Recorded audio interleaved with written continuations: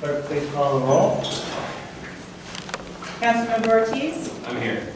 Councilmember Mackin? Here. Councilmember Pierce? Here. Councilmember Knopf? Here. Councilmember Beckwith? Here. Councilmember Petskill? Here. Councilmember Hazelbaker? Here. Councilmember Houtz? Here. Mayor Kramer? I'm here. We have a spot on our agenda now for public comments. And that is a spot at the end of our meeting for public comments. So if anyone would like to address the council, you may do so now or at the end of the meeting. Yes. I did like that. Now, they did actually approve the event at the last meeting, but if you wanted to give a presentation about the event again, that was what I think Yes, I do. your interest was, yes. All right.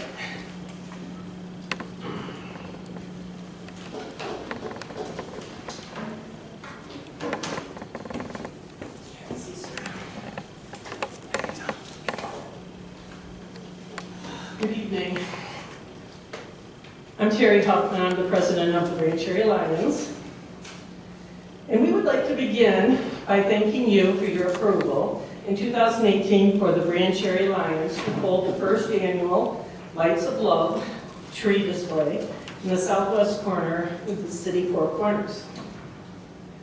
The event was an excellent opportunity for the Lions to showcase our new park, for the community to pay tribute to their loved ones, and for the show and for the local businesses to highlight their business. We targeted 50 trees to begin with. These were spoken for in 2 weeks. In the end, we had 82 trees lit, and we had families calling us the day of the event to sponsor a tree. After our startup expenses, our net profit was $6,239, with a gross amount of $9,286. The net profit will go directly to community services in line with the mission of the Lions to assist with eyesight care and diabetes prevention and education. With the new year upon us, we are reaching out again to hold the Lights of Love event in the same park on December 7th in conjunction with the holiday parade. We are also asking that the trees remain lit through January 1st. We had a great deal of feedback from the community asking that they stay up through the new year because of out-of-town guests coming in after Christmas. We will have the trees taken down the weekend of January 4th.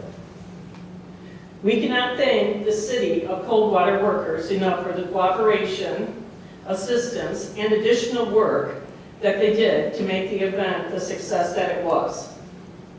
From making the signs and additional stands as they were needed, getting the wood donated, assisting with our signs, which we understand that we won't be putting up this year, the sandbags, the power, and the hauling away of the trees.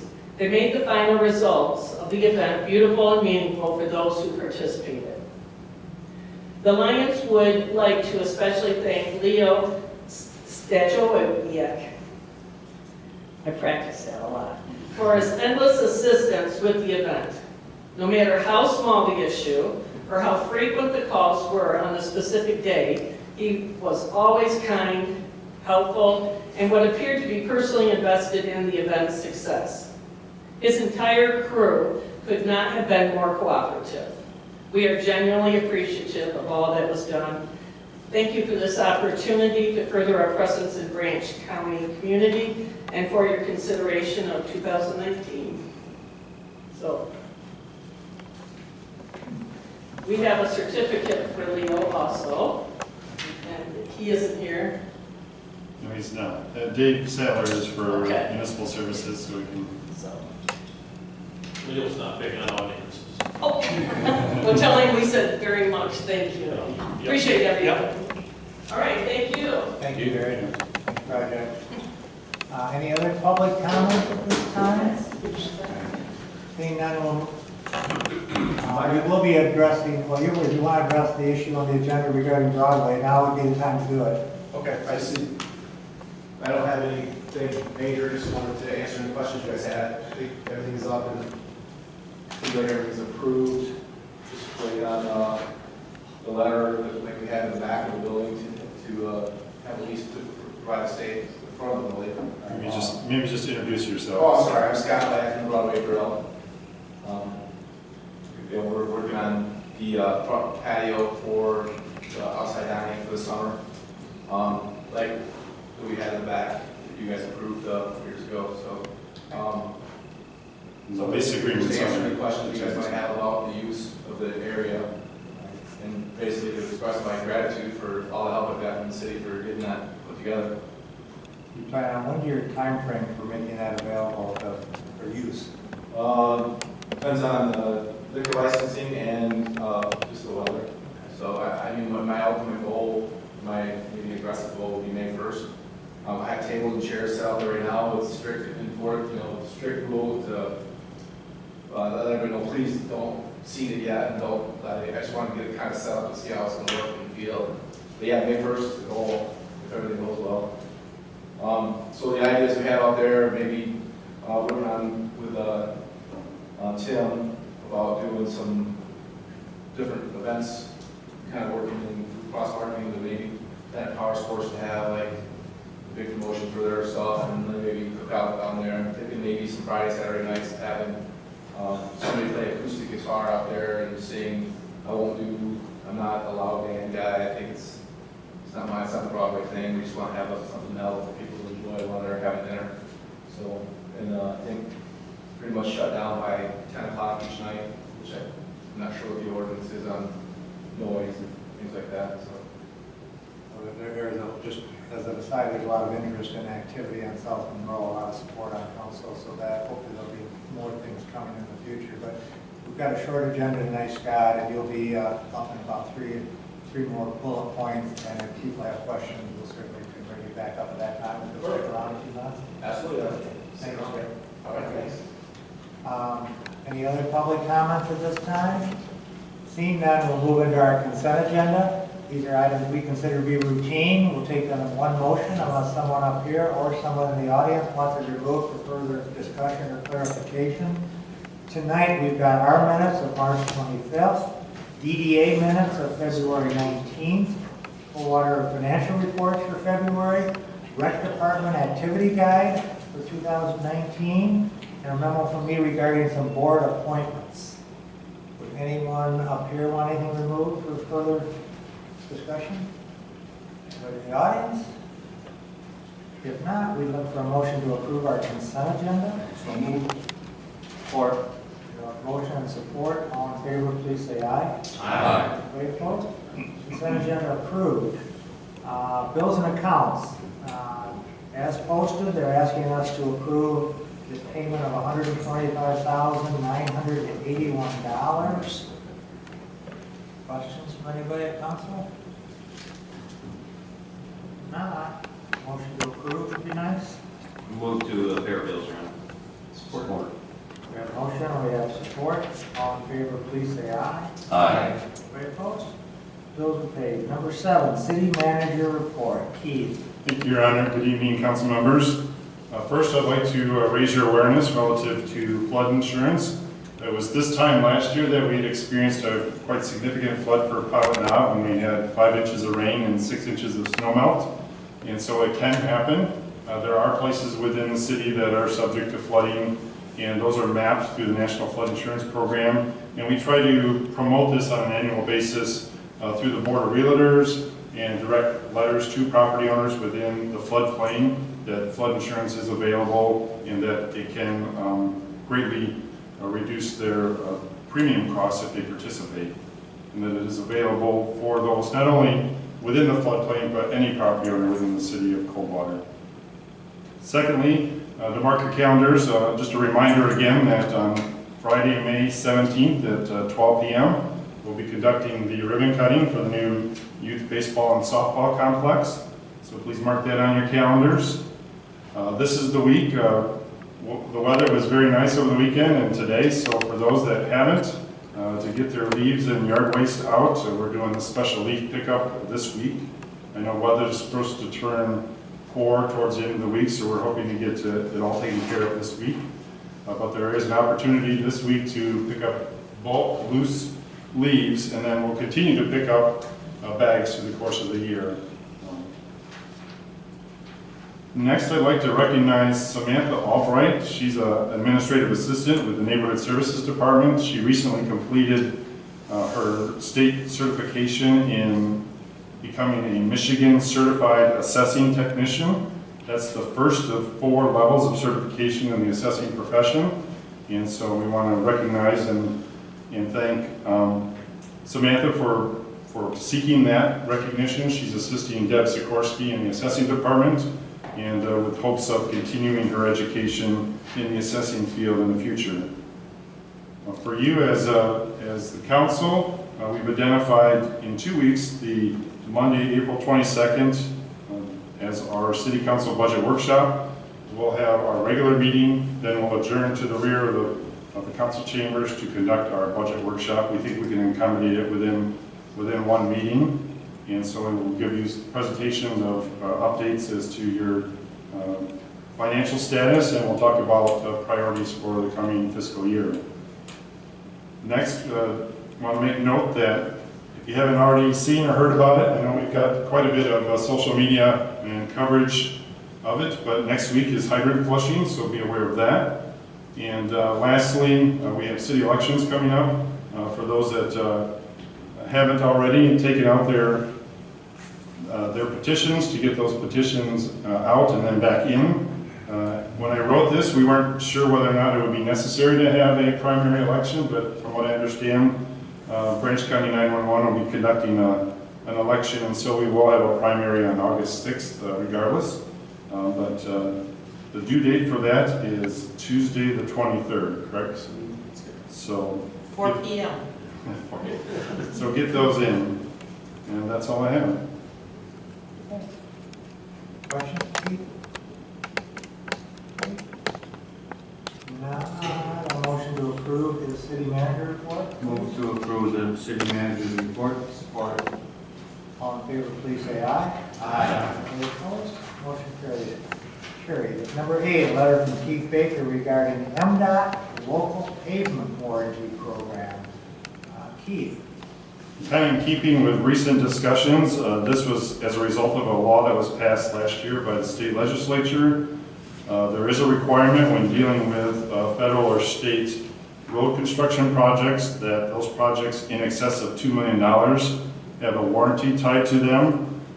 As part of the requirement for receiving our Act 51 road funds, we have to pass this resolution.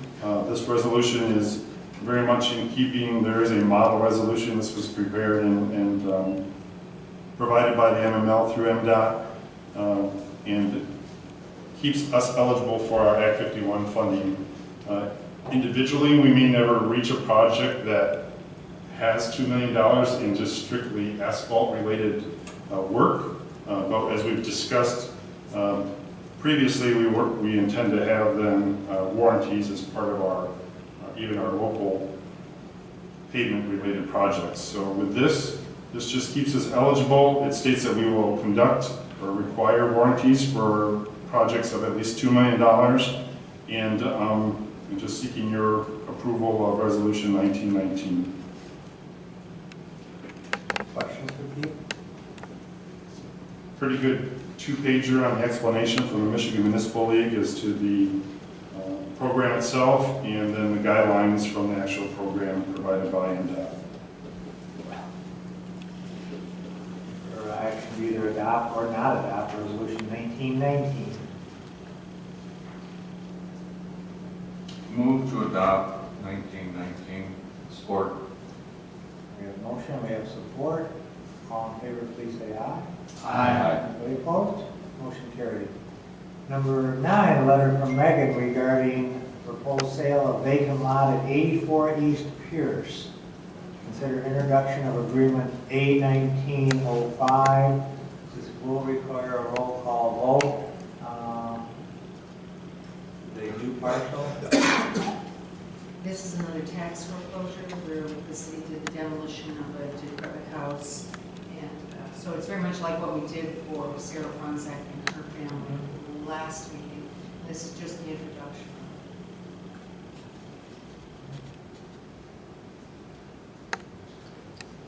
And which one of the property owners on one side are paid the offer? Across the street, they own 83. Okay. Yes. So this is directly or immediately opposite of the parcel. And go back to the agreement, the offer is how much? 15. Okay. Questions for Megan or Keith? System seems to be working, so if we're interested in selling this, I assume this will have to lay on the table for 30 days and subject to other offers, but our action would be to introduce or not introduce agreement A1905. I'll move to introduce, Your Honor. Support. Any final questions? If not, clerk will take the vote, please. Councilmember Knopf, Yes. Councilmember Beckwith, Yes. Councilmember Petsko, Yes. Councilmember Hazelbaker, Yes. Councilmember Houtz, Yes. Councilmember Ortiz, Yes. Councilmember Mackin, Yes. Councilmember Pierce, Yes. Mayor Kramer. Yes, motion carried. Number 10 is a letter from Megan regarding updating license agreement for the Broadway Grill patio. Megan? So as you heard during public comment, the owners of Broadway Grill have asked to use the bump out that the city constructed on South Monroe Street during the Chandler Parking Plaza renovation. And this agreement is a license agreement. It is not conveyance of an interest in land. It's not a lease. It's not an easement. It is just you're granting them permission to use that for as long as you deem it appropriate. And this does not require a roll call vote, and it does not need to lie on the clerk's table for 30 days because it isn't a granted interest in land. It's really a permission like you authorize projects to use other city locations. Do you have any questions about the license? It is essentially identical to the one that you granted to them for the Chandler behind their building. I think that was in 2016 or 15.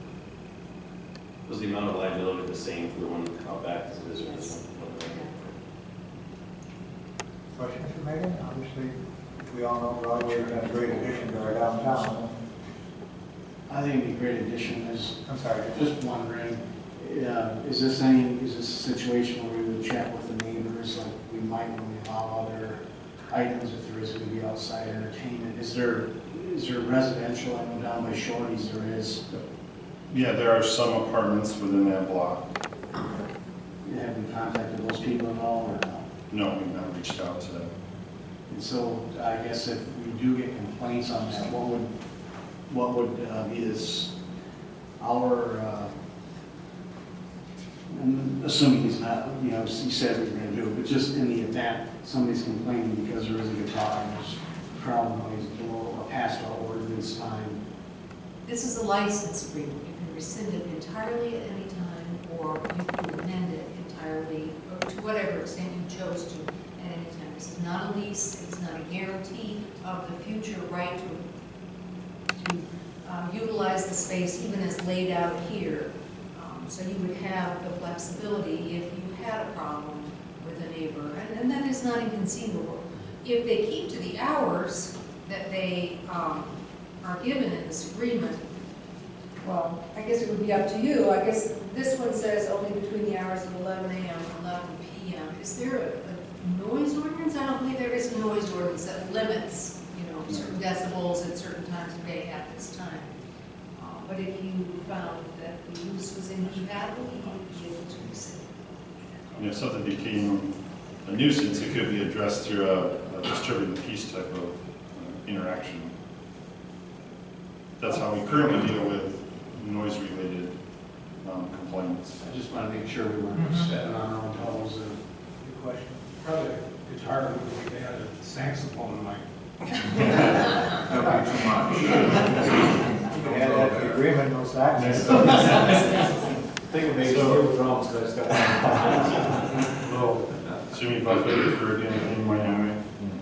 So we do stipulate within the agreement, May 1st to September 30th timeframe, 11 a.m. to 11 p.m., subject to your adjustments of either of those.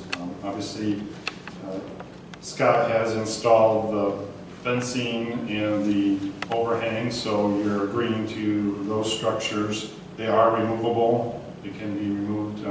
We do require that things be removed at the end of the season for snow removal and maintenance. Good question. Any other questions? If not, they're looking for adoption of Resolution 19-20 and approval of Agreement A1907. I'll make the motion to approve resolution number 19-20 and agreement number A1907. Support. We have motion and support. All in favor, please say aye. Aye. Anybody opposed? Motion carried. Thank you, Scott. Thank you. We have a last spot on our agenda for public comments. If anyone would like to address the council other than Statler, may do so now. Seeing none, we have unfinished business at council level.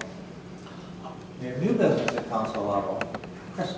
Speaking of range of noise, I emailed Keith to see if we could look into an ordinance like Ann Arbor has, and it was brought to my attention by somebody in the second ward that would have time frames on residential activity as far as noise after 10 o'clock or 7 o'clock. I don't know exactly what Ann Arbor's is or if it's enforceable or not, but I've been told the ones that we have are pretty much not. I'm not asking you to do it at this point. I'm just saying, can we look into it and maybe talk to somebody from Ann Arbor and see if that is something that works for them? Definitely, we can inquire about it, and yes, we reviewed that on the standpoint of, it goes to the point of, to what degree do you want to what level of enforcement or what level of regulation you want to put in place. I mean, you can, at this point, we don't measure decibels, and we don't identify all the different types of means by which you could cause a disturbance, but if you wanted us to bring back something to you or give you options, That would be great. Kind of along that, to Councilman Knox thing, you're speaking about the Broadway issue there, the Chief Bartell is aware of, there has been an issue with a couple apartments in that Broadway Grill area, with one person playing the drums in their private apartment, disturbing another apartment, so it happens at all levels, whether it's restaurants or neighbors. But yeah, if council wants staff to spend some time looking at, are those ordinances successful, is what you want to know, do they really help, or do they create more I problems? appreciate looking into it. Okay, everybody's okay with that? When you do, just check with Chief, who's back there, how many complaints how often do we get a noise complaint? I can look it up, let you know. We'll do a little research if everybody's in agreement with that. Okay, okay. Any other new business at council level?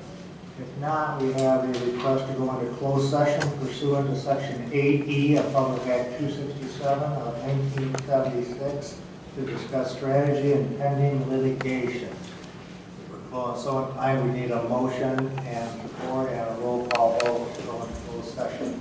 I'll move. We have a motion, we have support. Clerk, please take the vote. Councilmember Beckwith, Yes. Councilmember Petsko, Yes. Councilmember Hazelbaker, Yes. Councilmember House, Yes. Councilmember Ortiz. Yes. Councilmember Mackin. Yes. Councilmember Pierce. Yes. Councilmember Knapp. Yes. Mayor Kramer. Yes. We will reconvene after the closed session. Nice to meet you.